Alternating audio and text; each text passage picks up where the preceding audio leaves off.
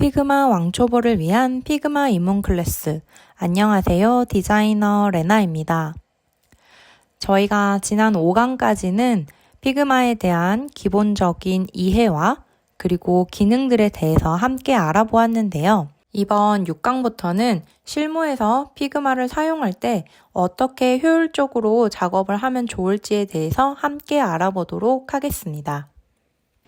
그래서 그 일환으로 이번 6-1강에서는 효율적으로 작업을 하기 위해서 피그마의 환경 설정을 어떻게 해야 하는지 먼저 배워보고요. 이후 강의들에서는 피그마 커뮤니티에서 저희가 도움을 받을 수 있는 리소스와 플러그인들은 어떤 것들이 있는지 알아보고 이런 것들을 활용해서 모바일과 PC 웹 화면은 어떻게 디자인을 하면 좋을지 초기 세팅에 대해서도 배워볼 텐데요. 그래서 여러분이 6강까지 모두 다 듣게 되신다면 실무에서 바로 피그마를 사용하실 수 있게 되실 거예요. 자, 그러면 이번 6-1강에는 어떤 것들을 배울 거냐면 여러분들께서 상황에 꼭 맞는 작업 환경을 세팅하실 수 있도록 첫 번째로 손이 빨라지는 단축키에 대해서 먼저 알려드릴 거예요. 그리고 여러분들의 목적에 맞는 컬러 프로파일도 세팅하는 법에 대해서 알려드릴 예정이고요. 마지막으로는 개발자분들과 핸드오프하기 좋은 디자인을 하기 위해서 넛지 설정을 하는 부분까지 알려드릴 예정입니다. 이 세 가지가 별거 없어 보일 수도 있지만 사실 이 세 가지 때문에 디자인 파일을 다시 설정해야 될 정도로 실무에서는 굉장히 작업 효율에 많은 영향을 끼치는 부분들인데요. 피그마에서 이러한 설정 값들을 저희가 함께 조정해 보도록 하겠습니다. 그럼 첫 번째로 단축키를 먼저 알아보도록 하겠습니다. 상단 왼쪽 메인 메뉴에서 아래쪽에 보시면 환경 설정 메뉴를 찾으실 수 있습니다. 여기에서 키보드 레이아웃을 찾아주세요. 아래쪽 두 번째에 있습니다. 네, 클릭하면 이렇게 피그마 단축키를 볼 수 있는 화면이 나오는데요. 첫 번째 에센셜부터 알아보도록 하겠습니다. 첫 번째로 UI를 숨기거나 혹은 보여주는 단축키입니다. 커맨드 혹은 컨트롤 왼쪽 방향 슬래시로 활성화할 수 있습니다. 자, 이렇게 보시면 UI들이 사라지는 걸 보실 수 있고요. 한 번 더 누르시면 다시 나타나게 됩니다. 화면에 있는 컬러를 추출할 수 있는 단축키인데요. 아무것도 선택되지 않은 상태에서 맥과 윈도우 똑같이 컨트롤 C입니다. 자, 이렇게 단축키를 누르면 보시는 것처럼 스포이드가 나타나면서 화면에 있는 컬러를 추출할 수 있게 됩니다. 종료는 단축키를 한 번 더 누르거나 혹은 ESC 키를 눌러주시면 됩니다. 다음 3번은 피그마의 메뉴나 혹은 플러그인을 빠르게 실행시킬 수 있는 단축키인데요. 커맨드 그리고 오른쪽 슬래시를 눌러주시면 됩니다. 저희가 지난번에 스냅 투 픽셀 그리드를 설정했었던 그 퀵 메뉴입니다. 네, 이렇게 이 화면 생각나시죠, 다들?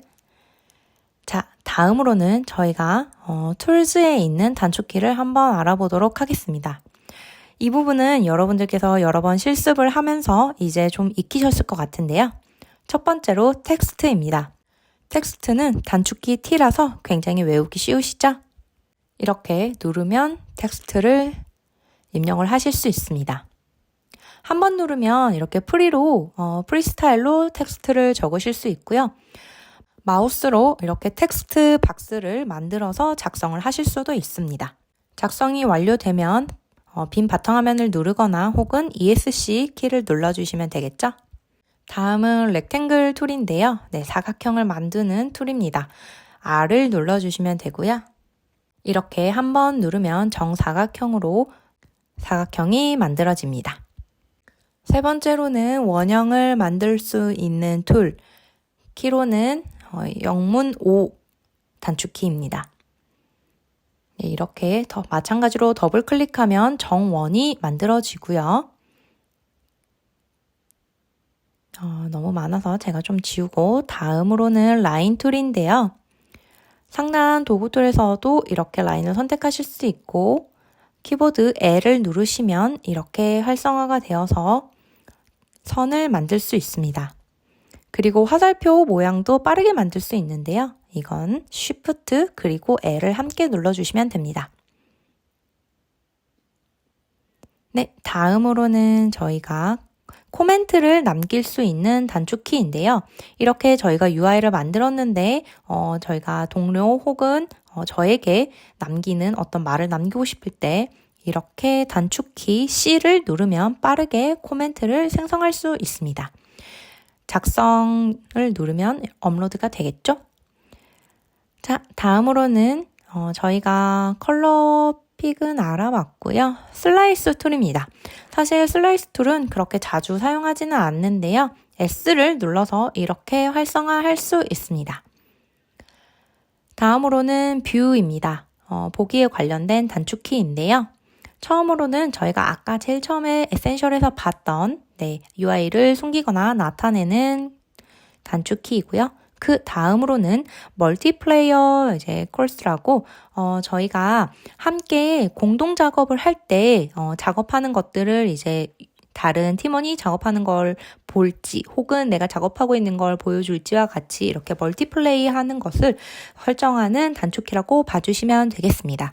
지금은 저 혼자 있기 때문에 껐다 켜도 사실 그렇게 많이 티가 나진 않는데요. 여러분이 실무에서 종종 사용하실 수 있을 거예요. 다음으로는 대부 모드이고요. 이렇게 보시는 것처럼 상단에 있는 토글로도 활성화를 할 수가 있고 Shift D 단축키를 눌러서 디자인 모드와 대부 모드를 왔다 갔다 할 수 있습니다. 그리고 포토샵이나 어도비에서 이제 작업하신 분들 되게 친숙한 단축키일 텐데요. Shift R, 자가 나오는 단축키입니다. 이렇게 사용하실 수 있고요. 그리고 아래쪽에 Shift O로 활성화할 수도 있는 Show Outlines는 이렇게 와이어프레임처럼 보실 수가 있습니다. 그 아래쪽에 있는 것도 한번 볼까요? Shift Command P로 활성화할 수 있는 픽셀 프리뷰는 피그마가 벡터 기반의 프로그램이지만 픽셀 단위로 보고 싶을 때 사용할 수 있는 단축키입니다. 그리고 그 아래쪽에 있는 레이아웃 그리드. 레이아웃 그리드는 우선 디자인 패널에서 레이아웃 그리드를 추가해야만 볼 수가 있는데요. 이렇게 레이아웃 그리드를 추가하면 원하는 사이즈로 레이아웃 그리드를 생성할 수 있습니다. 디자인 패널에서 눈을 끄거나 켜는 것으로 제어할 수도 있지만 이렇게 Shift G 단축키를 통해서도 제어를 할 수가 있는데요. 이렇게 단축키를 누르면 그리드가 보였다가 사라졌다 하는 것을 알 수가 있죠. 만약에 레이아웃 그리드를 삭제하면 단축키를 아무리 눌러도 이렇게 나타나거나 사라지거나 하지 않습니다. 다음으로는 픽셀 그리드에 대해서 알아볼 텐데요. 픽셀 그리드는 지금 저희가 아까 얘기 드린 것처럼 벡터 기반의 피그마에서 작업을 하고 있지만 픽셀 그리드를 활성화시키면 조금 더 세밀하게 픽셀 단위로 저희가 디자인을 할 수 있겠죠. 단축키는 Shift 그리고 작은 따옴표이고요. 이렇게 확대하면 흐릿하게 회색 격자무늬 픽셀 그리드가 나타나게 됩니다. 네, 다음 단축키는 레이어 패널과 그리고 에셋 패널을 빠르게 전환할 수 있는 단축키입니다. 단축키로는 옵션 혹은 Alt 1, 2이고요. 1은 레이어 패널 그리고 2는 에셋 패널을 열 수가 있습니다. 자, 그럼 오른쪽에 있는 디자인 패널도 단축키가 있겠죠. 디자인 패널과 프로토타입의 단축키는 옵션 혹은 Alt 그리고 8, 9입니다. 8이 디자인 패널이고요. 그리고 9가 프로토타입 패널을 빠르게 전환할 수 있는 키입니다. 자, 빠르게 다음으로는 화면 줌에 대한 단축키를 알아보도록 하겠습니다. 여러분이 많이 이미 쓰고 계실 텐데 스페이스 누른 상태에서 드래그를 하시면 이렇게 화면을 움직일 수 있고요. 그리고 커맨드 플러스 마이너스 키로 이렇게 화면을 확대하거나 축소할 수도 있습니다.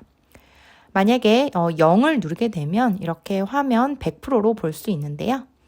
이런 식으로 50%였다가 100%로 보고 싶으면 커맨드 0을 누르면 되겠죠. 네, 다음으로 빠르게 또 넘어가 보자면 Shift를 누른 상태에서 1을 누르면 화면에 있는 전체 개체를 한 번에 볼 수 있도록 핏하게 맞춰줍니다. 그리고 Shift 2를 누르게 되면 이렇게 현재 선택되어 있는 프레임 혹은 레이어가 포커싱 되도록 화면이 조정되고요. 프레임이 여러 개 있을 경우에는 N 단축키를 누르면 프레임 간의 이동을 빠르게 할 수 있는데요. 이렇게 보시는 것처럼 제가 프레임을 하나 더 만들고 보여드리도록 하겠습니다. 네, N을 누르면 이렇게 프레임과 프레임 간의 사이를 왔다 갔다 빠르게 할 수 있어요.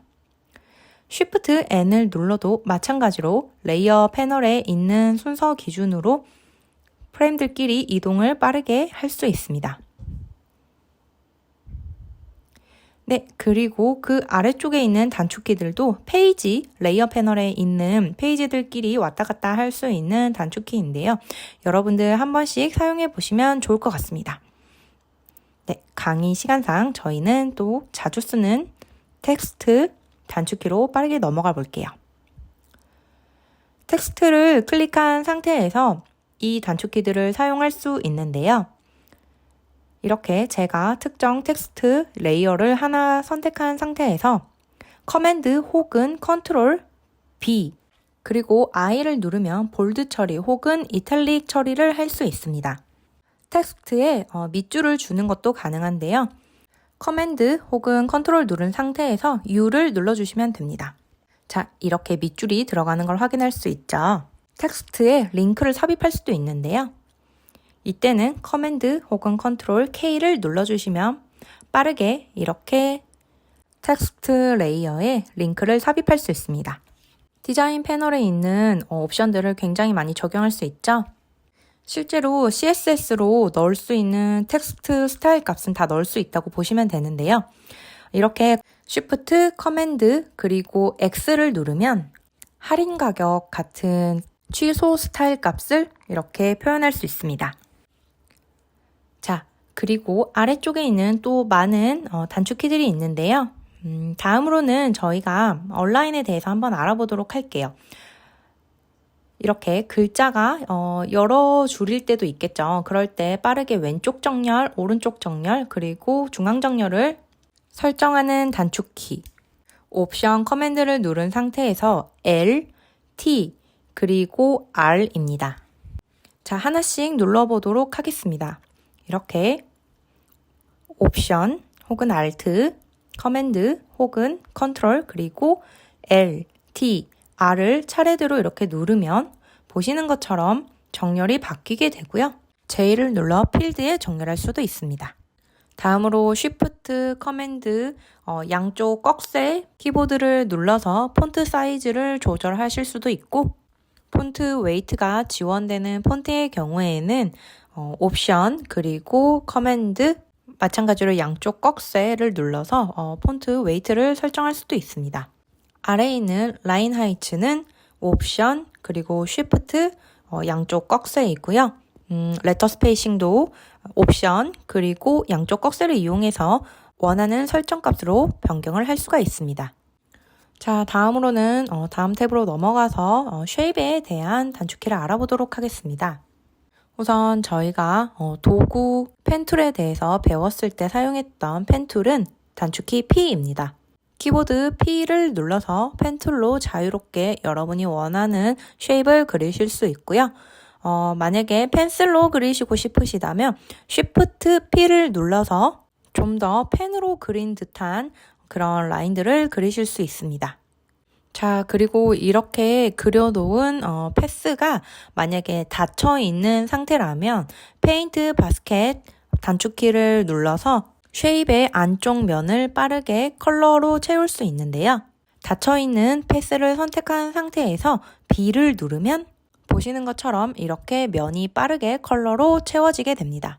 또한 패스가 마찬가지로 이렇게 활성화되어 있는 상태에서 커맨드를 누르면 핸들 밴드 툴이 활성화되어 곡선을 조정을 하실 수도 있겠죠. 아래쪽에 있는 Remove Fill 그리고 Remove Stroke은 이름에서도 예상할 수 있듯이 채워진 면을 삭제하거나 혹은 선을 해제하는 단축키입니다. 각각 옵션 그리고 쉬프트 슬래시로 지우실 수 있고요. 자, 그리고 이제 상단에서 다음 탭인 셀렉션 탭으로 넘어가서 가장 위에 있는 셀렉션 올 커맨드 혹은 컨트롤 A를 누르게 되면 현재 레이어의 모든 개체가 선택되게 됩니다. 그 아래쪽에 있는 다른 셀렉션 단축키들도 한 번씩 사용해 보시면 좋을 것 같고요. 저희는 좀 더 아래쪽으로 내려가도록 하겠습니다. 자, 여기에 셀렉션 칠드런과 그리고 페런트를 볼 건데요. 피그마에서는 여러 개체가 한 개체 안에 묶여 있을 때 가장 상위 그룹을 부모라고 표현하고 있습니다. 그리고 하위에 속해져 있는 개체들을 자식이라고 칭하고 있는데요. 이렇게 개체들이 부모와 자식 관계일 때 엔터와 슬래시 단축키로 각각 개체만 선택할 수 있습니다. 자, 그리고 셀렉션 단축키에서 다음으로 중요한 그룹 셀렉션에 대해서 알아볼 텐데요. 그룹 셀렉션은 선택되어 있는 개체들을 그룹화해주는 단축키입니다. 커맨드 G로 하실 수 있고요. 이렇게 제가 지금 이미지로 여러 개의 이미지들을 그룹화시켜 놓았는데요. 마우스 오른쪽을 눌러서 이렇게 그룹 메뉴로 설정을 하실 수도 있고 아래에 있는 것처럼 단축키로 여러 개의 개체를 선택한 후에 단축키 커맨드 G로 빠르게 그룹핑 할 수도 있습니다. 그리고 이렇게 그룹화된 것들을 ungroup, 그러니까 그룹을 해제하고자 한다면 커맨드 백스페이스 단축키를 눌러주시면 그때는 그룹화된 것들을 다시 해제하실 수 있습니다. 다음으로는 그룹 셀렉션만큼이나 아주 중요한 프레임 셀렉션을 살펴보도록 하겠습니다. 프레임 셀렉션도 마찬가지로 선택되어 있는 개체들을 하나의 프레임으로 묶어주는 단축키인데요. 이렇게 개체들을 선택하고 옵션 커맨드 G로 빠르게 프레임으로 묶어줄 수 있습니다. 사실 그룹핑보다는 여러분이 아마 실무에서는 이 프레임 셀렉션을 더 많이 사용하시게 될 거예요. 자, 다음으로는 저희가 셀렉션 오른쪽에 있는 커서 탭으로 이동을 해보겠습니다. 커서 탭에서는 볼 게 많지는 않은데요. 우선 딥 셀렉션부터 보자면 커맨드를 누른 상태에서 클릭을 하게 되면 그룹핑된 개체들 속에서 단일 개체를 빠르게 선택하실 수 있고요. 마찬가지로 커맨드를 누른 상태에서 드래그를 하게 되면 드래그된 개체들을 빠르게 선택할 수 있습니다.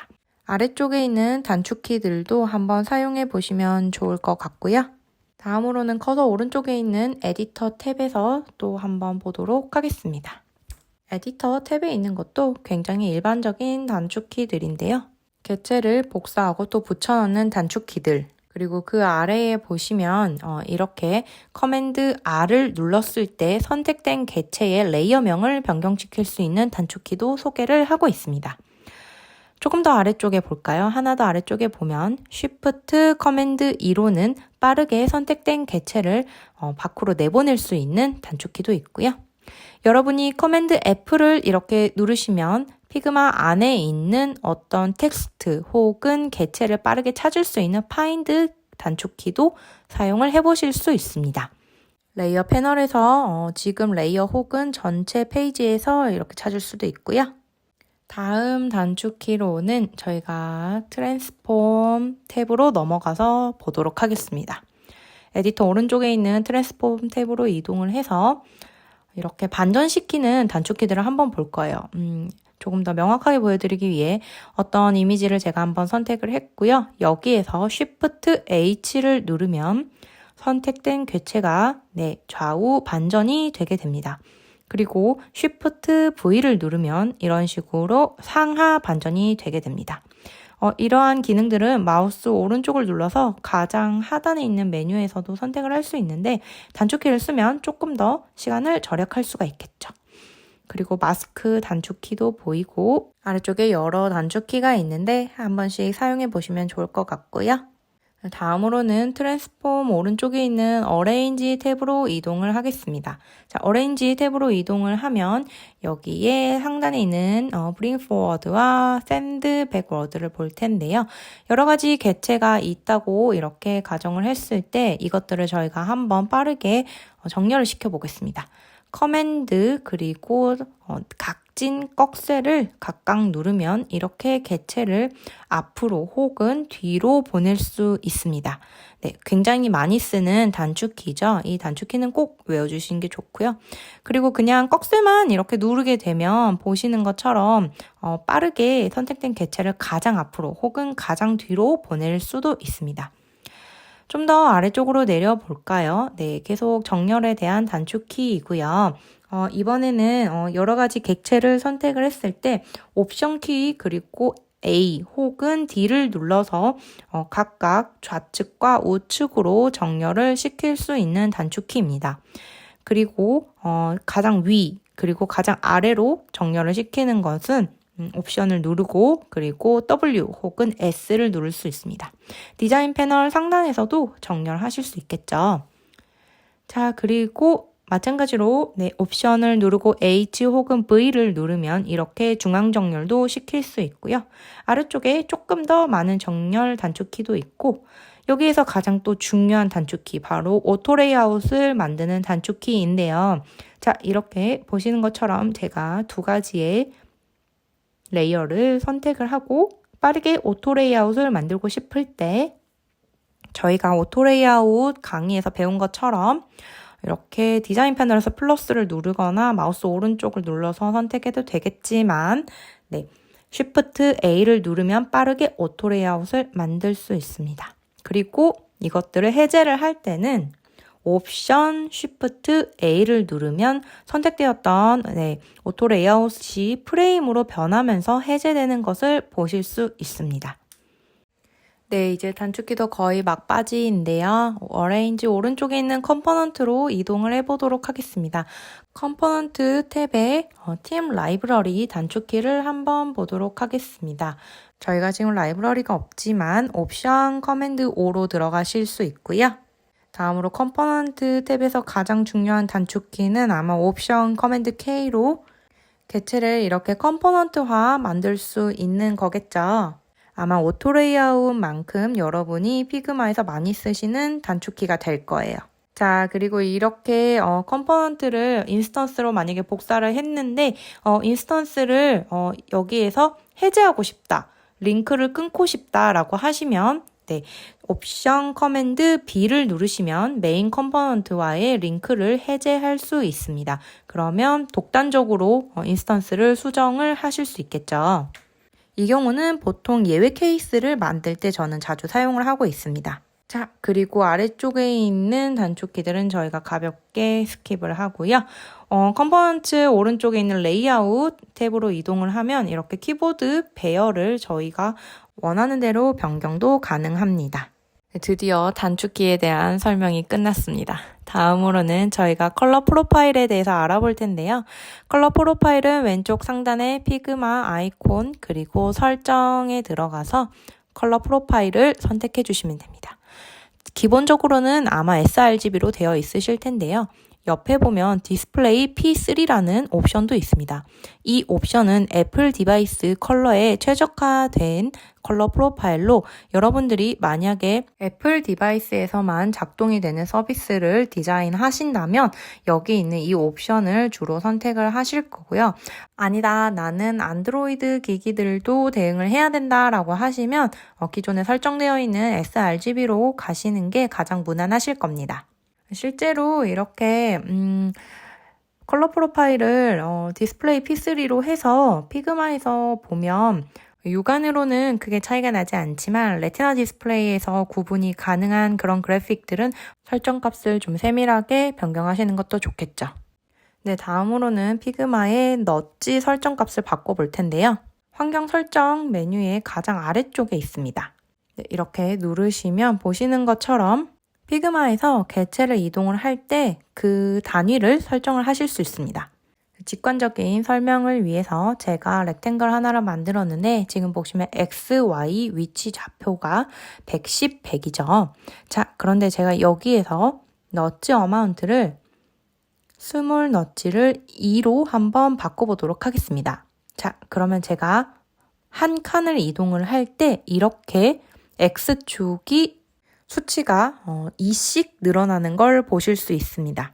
너치는 바로 이렇게 저희가 개체를 이동할 때의 그 단위를 설정하는 거고요. 여기서 빅 너치를 수정을 하게 된다면 Shift를 누르고 개체를 크게 이동할 때 수치도 바뀝니다. 저는 이 너치를 8포인트로 바꿔서 사용을 주로 하고 있는데요. 그 이유는 8포인트 그리드 시스템이 개발 친화적으로 UI 디자인을 할 수 있기 때문입니다. 그런데 이렇게 너치를 10포인트나 20포인트로 해놓으면 8포인트씩 늘어날 때 매번 계산하는 게 귀찮기 때문에 저는 이 너치 자체를 설정값을 변경해서 편하게 사용하고 있습니다. 네, 오늘은 저희가 단축키에 대해서 알아보면서 피그마에 숨어있던 기능, 그리고 또 많이 쓰는 기능들에 대해 제가 한 번 더 짚어드렸는데요. 그리고 여러분들께서 각자 처한 개발 환경에 맞게 컬러 프로파일을 설정하고 그리고 너치 포인트를 설정하는 법도 알려드렸습니다. 특히 저처럼 8포인트 그리드로 개발을 하시는 분들은 꼭 초기에 너치 포인트 설정하는 거 잊지 마시고요. 그리고 작업 환경은 뭐가 맞고 틀린 게 없기 때문에 오늘 제가 알려드린 여러 가지 기능, 단축키, 그리고 컬러 프로파일 바꾸는 법, 너치 설정하는 법들을 숙지하고 계셨다가 실무에서 여러분이 이제 프로젝트를 시작할 때 초기 설정을 좀 더 내 작업에 유리하게 설정하셔서 업무에 많은 도움이 되었으면 좋겠습니다. 자, 그럼 저는 이번 강의는 여기에서 마무리 짓고요. 다음번 강의에서 또 찾아뵙도록 하겠습니다. 감사합니다. 피그마 왕초보를 위한 피그마 입문 클래스. 안녕하세요. 디자이너 레나입니다. 이번 6-2강에는 피그마 파일의 썸네일을 함께 만들어보는 실습 시간을 가지려고 합니다. 자, 이렇게 여러분들이 피그마를 사용하시다 보면 굉장히 많은 파일들이 생성되고 또 어디선가 가져온 리소스 파일들이 축적되게 될 텐데요. 이렇게 작업을 하다 보면 굉장히 메인 화면이 복잡해져서 불편하게 되는 상황이 결국 발생을 하게 됩니다. 그래서 이번 시간에 커버 만드는 방법을 배워두시면 아주 좋은데요. 우선 커버를 만들면 좋은 점에 대해서 말씀을 드리도록 하겠습니다. 첫 번째로는 가시적으로 프로덕트 구분이 가능하다는 것인데요. 앞서 화면에서 보신 것처럼 여러 가지 정리되지 않은 피그마 파일들이 함께 모여 있을 경우에는 대충 눈으로 훑어서는 프로덕트들끼리의 파일 구분이 굉장히 어려운데요. 만약에 이런 것들을 여러분께서 어떤 분류 체계를 가지고 커버를 만들어 둔다면 좀 더 빠르게 프로덕트를 구분을 하실 수가 있겠죠. 그리고 원하는 파일을 빠르게 탐색하는 것도 가능한데요. 아무래도 회사에서 혹은 프로덕트 조직에서 피그마를 관리를 할 때 한 번에 유사한 여러 가지 프로덕트를 운영을 하다 보니 비슷비슷한 네이밍을 가진 파일들이 많이 생성이 되게 됩니다. 그래서 이렇게 썸네일이 지정되지 않은 상황이라면 더 원하는 파일을 찾기가 힘들고 파일을 찾는 것이 굉장히 수고스럽게 느껴지기도 하는데요. 그래서 이번 실습 시간에 썸네일 커버를 만들어 보면서 좀 더 효율적으로 커버를 만드는 법에 대해서도 알려드리고자 합니다. 다음으로 함께 일하는 협업 조직 내에서 쉽게 파일을 설명할 수 있는 것도 커버의 장점인데요. 아까처럼 그렇게 복잡한 상황에서 파일을 설명을 하는 것보다 명확한 커버로 설명을 하는 게 좋겠죠. 자, 그럼 지금부터 본격적으로 썸네일을 한번 만들어 보도록 하겠습니다. 우선 이 실습용 피그마 파일의 썸네일 커버를 제가 한번 만들어 보도록 하겠습니다. 왼쪽 레이어 패널에서 페이지를 하나 추가해 주도록 합니다. 저는 커버라는 명으로 페이지를 하나 추가하였는데요. 이렇게 보시는 것처럼 커버가 하나 추가되면 여기에 프레임 도구를 사용을 해서 프레임을 하나 만들어 줄 겁니다. 사이즈는 600에 360 정도로 만들어 주세요. 네, 이 사이즈가 커버를 쓰기에 딱 좋은 사이즈라서 너무 클 필요도 없고 이 정도 사이즈면 충분합니다. 자, 그럼 이 프레임의 배경색을 바꿔서 커버의 색깔을 한번 지정해 볼 텐데요. 저는 오렌지 컬러의 커버를 한번 만들어 보도록 하겠습니다. 여러분도 원하시는 컬러로 커버 색을 설정해 주시고요. 그리고 텍스트 도구를 사용해서 이 파일에 명칭을 적어 주도록 하겠습니다. 폰트도 여러분이 원하시는 걸로 바꿔도 되고요. 아무래도 썸네일 커버다 보니까 폰트는 좀 두꺼운 서체로 해주시면 좋습니다. 그리고 큼지막하게 잘 써야 여러 개의 썸네일 사이에서도 구분이 가능하기 때문에 사이즈도 이렇게 크게 파일에 명칭을 적어주도록 합니다. 일반적으로는 프로젝트나 프로덕트의 명을 적고요. 그리고 네이티브로 만약에 개발을 하거나 어떤 임베드 환경이 지정되어 있을 때는 이렇게 아래쪽에 이 프로덕트의 개발 환경을 적어줍니다. 네, 저는 일단 임의로 이렇게 iOS라고 적어보았고요. 그 아래에는 이 프로젝트의 담당자인 담당자명을 하나 적어주도록 하겠습니다. 네, 이렇게 보시는 것처럼 담당자를 제가 디자이너 레나라고 적었고요. 요거는 사이즈를 조금 더 줄여서 마찬가지로 정렬을 해보도록 하겠습니다. 자, 이렇게 커버를 만든다면 이 커버만 보고도 이 디자인 파일이 프로젝트 A의 iOS 디자인이고 담당자는 디자이너 레나구나 라는 걸 한눈에 알 수 있겠죠. 자, 그리고 왼쪽에 있는 레이어 패널에서 오른쪽 마우스를 클릭해서 약간 아래쪽에 있는 Set as Thumbnail을 선택해 줍니다. 그럼 이렇게 썸네일 커버가 설정됐고요. 다시 메인 화면으로 돌아가서 화면을 새로 고침해 주도록 합니다. 그러면 이렇게 아까 실습용 파일이 썸네일 커버로 바뀐 걸 확인할 수 있습니다. 네, 이렇게 썸네일 커버를 잘 적용을 하게 되면 보시는 것처럼 여러 개의 파일이 있더라도 썸네일의 컬러나 혹은 네이밍으로 쉽게 구분을 할 수가 있는데요. 만약에 여러분이 이 커버의 내용을 수정하고 싶다고 하시면 이렇게 아까 만들어 두었던 썸네일 커버 레이어에 가서 수정하고 싶은 객체를 모두 수정한 뒤에 다시 피그마 메인 화면으로 돌아오셔서 새로 고침을 한번 해주시면 이렇게 보시는 것처럼 리로드가 되면서 반영이 바로 됩니다.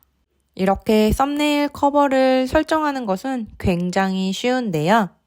만약에 여러분이 파일명까지 잘 통일을 하셨다면 상단에 있는 이 정렬 기능까지 같이 사용해서 더욱 편하고 빠르게 파일들을 분류해서 보실 수 있습니다.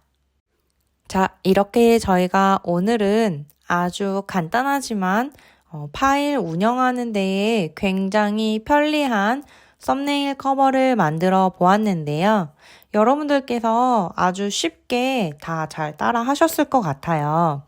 썸네일 커버를 만들 때 한 가지 팁을 드리자면 썸네일 커버는 예쁜 것도 중요하지만 사실 잘 보이는 게 더 중요하기 때문에 너무 많은 그래픽 요소나 화려한 서체로 타이틀을 적기보다는 간결하고 명확하게 커버의 디자인을 하신 다음에 공유를 하는 것이 아주 좋습니다. 자, 그러면 저는 오늘 강의는 이만 여기서 인사드리도록 하고요.